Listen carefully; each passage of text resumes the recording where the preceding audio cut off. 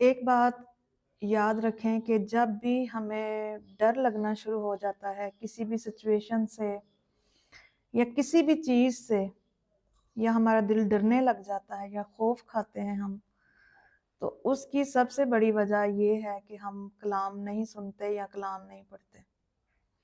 جب جب کلام پڑھنا چھوڑ دیں گے، جب جب کلام سننا چھوڑ دیں گے، ہم ڈر محسوس کریں گے۔ لگے گا کہ مجھے تو نہیں کچھ ہو گیا، میرے بچے کو نہ کچھ ہو جائے، اچھا کوئی ایکسیڈنٹ نہ ہو جائے، کوئی یہ نہ ہو جائے، کوئی وہ نہ ہو جائے۔ ہر ٹائم میں ذہن میں یہ چیزیں خوف آتا رہے گا۔ کیوں؟ اس کی وجہ یہی ہے کہ کیونکہ کلام جو ہے وہ نہیں پڑھا جا رہا یا نہیں سنا جا رہا۔ کیونکہ بہت سارے لوگ صرف ہفتے میں ایک دفعہ آتے ہیں اور کلام سنتے ہیں، اور رسماً طور پر انہوں نے صرف ہفتے میں ایک دفعہ جو ہے وہ